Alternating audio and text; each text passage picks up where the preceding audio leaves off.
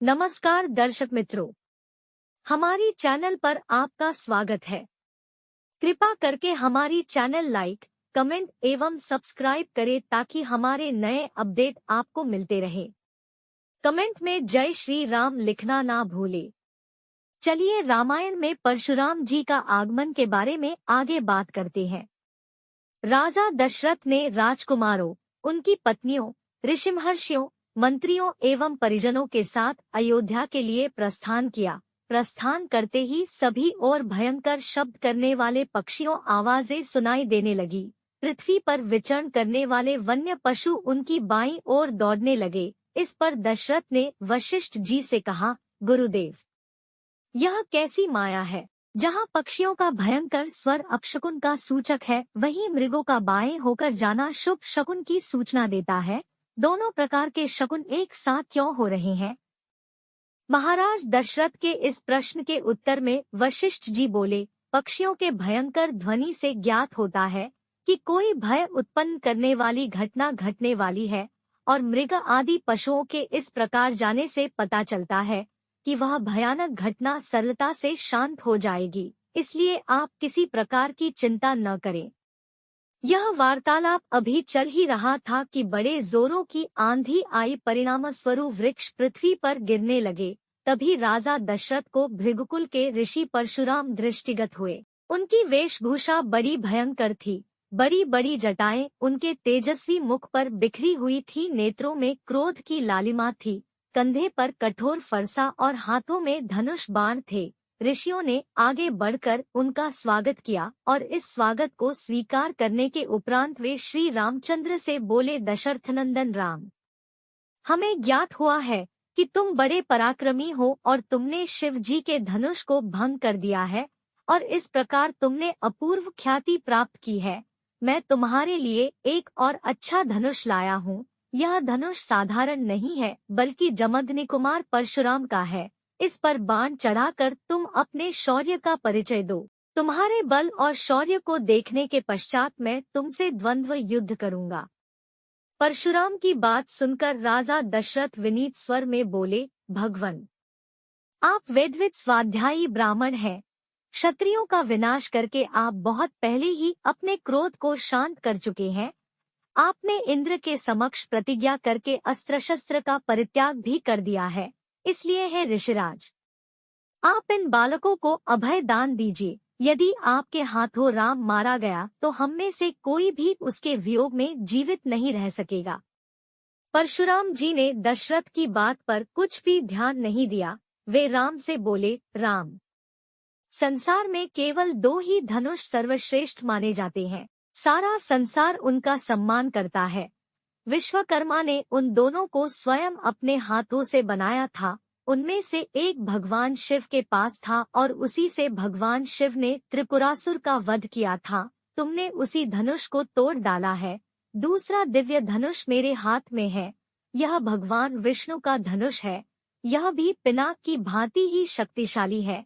एक बार शिव और विष्णु में भयंकर युद्ध हुआ। विष्णु को देवताओं ने श्रेष्ठ मानकर शांत किया। शांत होने पर विष्णु ने भृगुवंशी ऋचिक मुनि को धरोहर के रूप में वह धनुष दे दिया। अपने पूर्व पुरुषों से यह धनुष मुझे प्राप्त हुआ है। अब तुम एक क्षत्रिय के नाते इस धनुष को लेकर इस पर बाण चढ़ाओ और सफल होने पर मेरे साथ द्वंद्व युद्ध करो।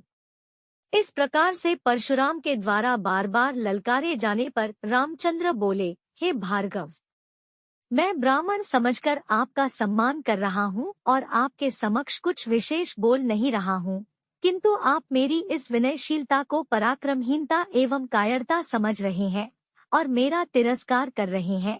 लाइए, धनुष बाण मुझे दीजिए। यह कहकर उन्होंने झपटकर परशुराम के हाथ से धनुष बाण ले लिए और धनुष पर बाण चढ़ाकर बोले, हे भृगुनंदन, ब्राह्मण होने के कारण आप मेरे पूज्य हैं, इसीलिए इस बाण को मैं आप पर नहीं छोड़ सकता। परंतु धनुष पर चढ़ने के बाद यह बाण कभी निष्फल नहीं जाता। इसका कहीं न कहीं उपयोग करना अनिवार्य हो जाता है। इसलिए मैं इस बाण को छोड़कर आपकी शीघ्रतापूर्वक सर्वत्र आने जाने की शक्ति को नष्ट किए देता हूँ। श्री राम की बात सुनकर शक्तिहीन हो गए परशुराम जी विनयपूर्वक कहने लगे, बाण छोड़ने से पूर्व मेरी एक बात सुन लीजिए। क्षत्रियों को नष्ट करके मैंने यह भूमि कश्यप जी को दान में दी थी। उस समय उन्होंने मुझसे कहा था कि अब तुम्हें पृथ्वी पर नहीं रहना चाहिए क्योंकि तुमने पृथ्वी का दान कर दिया है। तभी से मैं गुरुवर कश्यप जी की आज्ञा का पालन करता हुआ कभी भी रात्रि में पृथ्वी पर वास नहीं करता आता है। राम, कृपा करके मेरी गमन शक्ति को नष्ट मत करो। मैं मन के समान गति से महेंद्र पर्वत पर चला जाऊंगा। मुझे ज्ञात है कि इस बाण का प्रयोग निष्फल नहीं जाता, इसलिए आप इस बाण के द्वारा उन अनुपम लोगों को नष्ट कर दे जिन पर मैंने अपनी तपस्या से विजय प्राप्त की है। आपने जिस सरलता से इस धनुष पर बाण चढ़ा दिया है, उससे मुझे विश्वास हो गया है कि आप मधु राक्षस का संहार करने वाले साक्षात विष्णु हैं। राम ने परशुराम की प्रार्थना को स्वीकार किया और उनके द्वारा तपस्या के बल पर अर्जित समस्त पुण्यलोकों को नष्ट कर दिया। इसके पश्चात परशुराम जी तपस्या करने के लिए महेंद्र पर्वत पर चले गए और वहां उपस्थित सभी ऋषिमुनियों सहित राजा दशरथ ने रामचंद्र की भूरी भूरी प्रशंसा की। परशुराम के जाने के पश्चात पत्नियों सहित राजकुमारों, गुरु वशिष्ठ, अन्य ऋषि मुनियों, मंत्रियों तथा परिजनों के साथ महाराज दशरथ अयोध्या की ओर अग्रसर हुए। मंत्रियों ने शीघ्र ही 2 शीघ्रगामी दूतों को सभी के वापस आने की सूचना देने के लिए अयोध्या भेज दिए। दूतों के अयोध्या पहुंचने तथा सूचना देने पर नगर के सभी चौराहों, अट्टालिकाओं, मंदिरों एवं महत्वपूर्ण मार्गों को नाना भांति की रंग बिरंगी ध्वजापताकों से सजाया गया। राजमार्ग पर बड़े बड़े सुरम्य द्वार बनाए गए और उन्हें तोरणों से सजाया गया। मार्गों में केवड़े और गुलाब आदि का जल छिड़का गया। सुंदर चित्रों, मांगलिक प्रतीकों, वंदनवारों आदि से हाट बाजारों को भी बड़ी सुरुचि के साथ सजाया गया। एक अभूतपूर्व उल्लास छा गया। सारी अयोध्या में अनेक प्रकार के वाद्य बजने लगे, घर घर में मंगलगान होने लगे। यह ज्ञात होने पर कि बारात लौटकर अयोध्या के निकट पहुंच गई है तथा नगर के मुख्य द्वार में प्रवेश करने ही वाली है। सुंदर, सुकुमार, रूपवती, लावण्यमय कुमारियां अनेक रत्नचित वस्त्राभूषणों से सुसज्जित होकर आगंतुकों का स्वागत करने के लिए आरतियां लेकर पहुंच गई। महाराज दशरथ और राजकुमारों के स्वर्णिम फूलों से सुसज्जित सोने के हौदे वाले हाथियों पर बैठकर नगर में प्रविष्ट होने पर चारों ओर उनकी जय जयकार होने लगी। ऊंची ऊंची अट्टालिकाओं पर बैठी हुई सुंदर सौभाग्यवती रमणियां उन पर पुष्पवर्षा करने लगी। अयोध्या की नववधुओं सीता, उर्मिला, मांडवी और श्रुतकीर्ति को देखने के लिए अट्टालिकाओं की खिड़कियां और छज्जे दर्शनोत्सुक युवतियों, कुमारियों से ही नहीं वरन प्रौढ़ाओं एवं वृद्धाओं से भी खचाखच भर गए।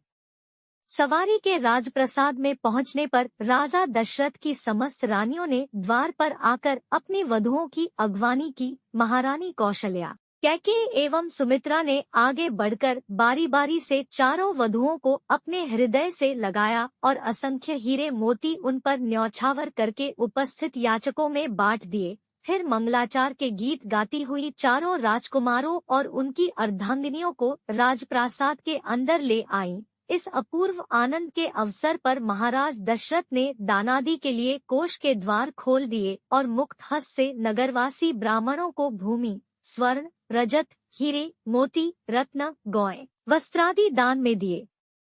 राजकुमारों को राजप्रासाद में रहते कुछ दिन आनंद पूर्वक व्यतीत हो जाने पर महाराज दशरथ ने भरत को बुलाकर कहा, वत्स, तुम्हारे मामा युधाजित को आए हुए पर्याप्त समय हो गया है। तुम्हारे नाना नानी तुम्हें देखने के लिए आकुल हो रहे हैं। अतः तुम कुछ दिनों के लिए अपने ननिहाल चले जाओ। पिता के आदेशानुसार भरत और शत्रुघ्न ने अपनी माताओं तथा राम और लक्ष्मण से विदा लेकर अपने मामा युधाजित के साथ कैकेयी देश के लिए प्रस्थान किया। राम ने अपने सौम्य स्वभाव, दयालुता और सदाचरण से न केवल अपने प्रासाद के निवासियों का बल्कि समस्त पुर के स्त्री पुरुषों का हृदय जीत लिया था। वे सबकी आंखों के तारे थे और अत्यंत लोकप्रिय हो गए थे। परिवार के सदस्य उनकी विनयशीलता, मंत्रीगण उनकी नीति निपुणता, नगर निवासी उनके शील सौजन्य और सेवकगण उनकी उदारता का बखान करते नहीं थकते थे। इधर सीता के मधुभाषी स्वभाव, सास ससुर की सेवा, पातिव्रत्य धर्म आदि सद्गुणों ने भी सभी लोगों के मन को मोह लिया। नगर निवासी राम और सीता की युगल जोड़ी को देखकर अत्यंत प्रसन्न होते थे। उनके प्रेम और सद्व्यवहार की चर्चा घर घर में की जाती थी। आज के लिए बस इतना ही।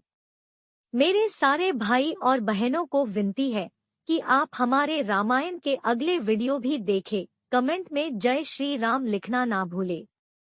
कृपा करके अपना ख्याल रखें। मिलते हैं अगले वीडियो में। धन्यवाद।